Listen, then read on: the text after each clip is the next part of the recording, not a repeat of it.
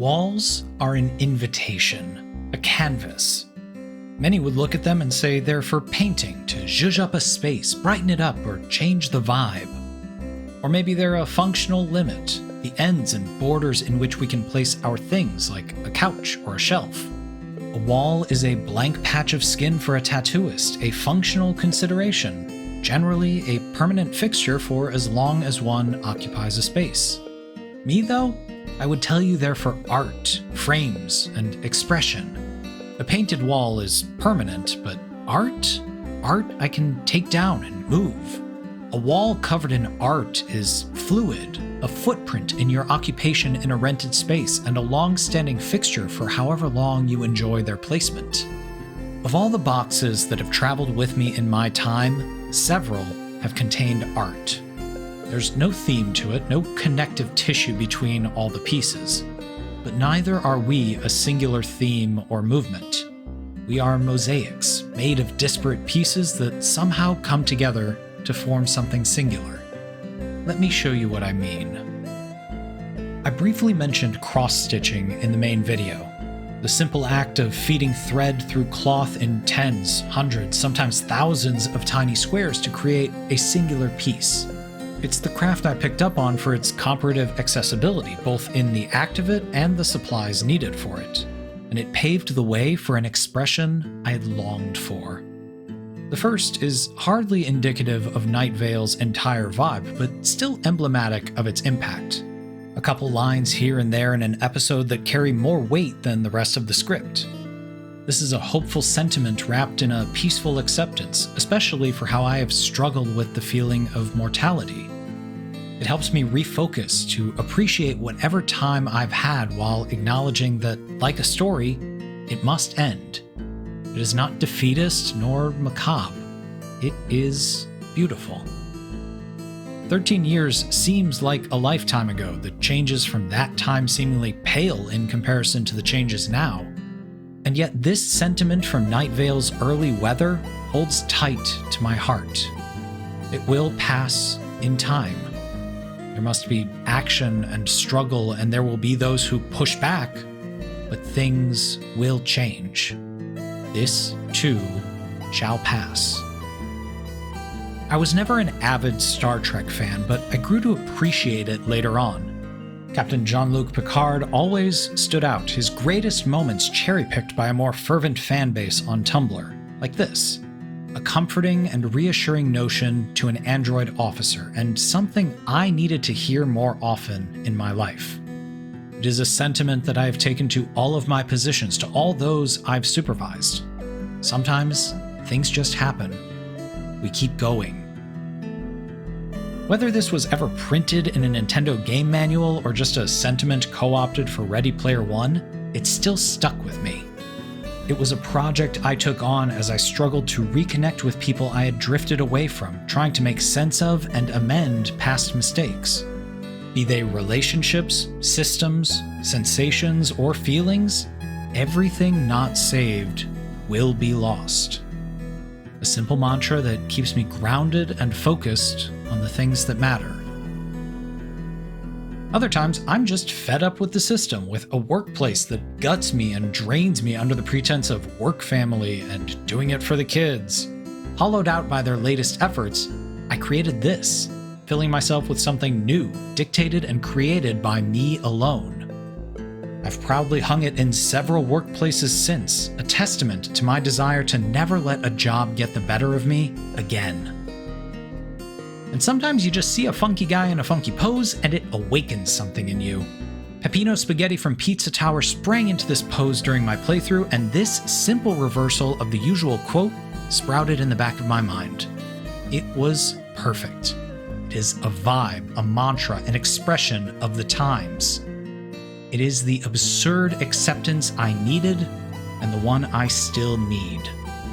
But I've always recognized the limits of my abilities.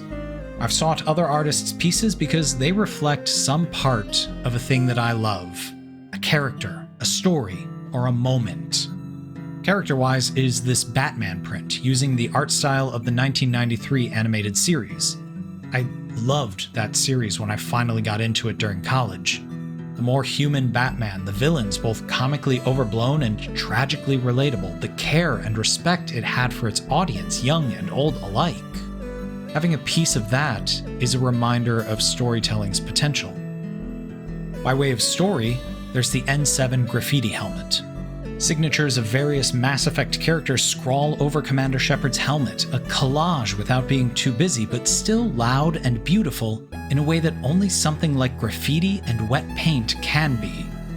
To this day, Mass Effect remains one of my favorite series, start to finish, that I have ever played, and this piece is just a small testament to its impact. For moments, there's a single moment in Chrono Trigger where all seems lost. The characters are defeated in the face of the world-ending threat Lavos. But then, the main character, Chrono, charges against the Great Parasite, alone and objectively outmatched. It is impactful in the game, but the artist captures the scope more than 16-bit graphics ever could. In the face of something so monstrous and inhuman, there is strength still in pushing back, even all on your own. Sometimes the prints are just memories. The Chicago skyline is a familiar one to me, never far from where I lived until I moved after college. Despite feeling the way I do about skyscraper real estate and that associated market, I still love how city skylines look, and the Chicago skyline will always hold a spot in my memories. It's a gateway of family trips, outings with friends, adventures walking all throughout its gridded map, always welcoming me back. And sometimes you just have a favorite poster from Nintendo Power that you never want to see faded or damaged. Still, the longest standing piece of political marketing I've ever displayed in my home. I've received art as a gift too, chiefly from my artist brother. With one exception, The Wanderer Above the Sea of Fog, everything was made by him. Custom pieces and commissions on one end, and the result of a vibe and a keyword on the other. The Mario Brothers stretch back to our childhood. Where I, the eldest brother, took claim over Mario, my brother slid into the Luigi dynamic, a staple in our earliest gaming and relationship. Time has loosened our grips on these identities, but we still recognize their footprint in our lives. This is both a snapshot of a dynamic we had and a demonstration of his art style those years ago. He was around when I was neck-deep in my love of Mass Effect, too. A simple request for anything Mass Effect led to this. A simple, penciled piece of male Shepard, their default appearance my preferred aesthetic. Simple, but no less striking. A royal portrait of Princess Peach and Rosalina, a gift I commissioned from my friend reflecting our chosen characters in our runs through Super Mario titles. One I loved so much, I made sure to purchase my own. The final two are more unorthodox, pieces that my brother created independent of any commission or wish list. These are just his art, pieces that I saw in his portfolio and asked if I could have for the holidays years ago. He obliged. I have never been much for faith, organized or otherwise, but these pieces have always spoken to me. On the one hand, a reflection of our own godliness in humanity, our ability to create, to mold, to shape, even as tech companies and corporations use that spark for something unholy and cruel. On the other, the true unknowingness of a greater power, should there be one. Hands pulling taut, a great thread tying us together from a scope and scale we could never begin to fathom. Lastly, my roommate and friend paints every so often when the desire and the drive takes them. Sometimes they create work that they're proud of that finds placement on their own bedroom walls or our shared space. Other times, they don't vibe with it, the dried canvas all but hovering over the trash. And several times, I've snatched it out of those jaws, finding a spot on my walls for them because I have room for them. Because someone I care about made them. Because they are bright and adorable and a piece of someone I care about. So, they travel with me. Finally is the unassuming, the doodle on the back of a Buca di Beppo placemat. My brother drew this years ago while we were in the restaurant, sitting around the Pope table.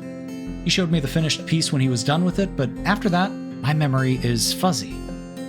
I don't remember if he tried to throw it away or fold it up. I don't remember if I asked him for it or just took it. But It found a frame, and it has traveled with me to every home I've lived in. A testament to art and to making a canvas out of whatever you have. Sometimes it's a placemat. Other times it's a blank spot on a wall, an invitation to hang up myriad pieces of yourself for others to see and for you to remind yourself of the things that matter to you.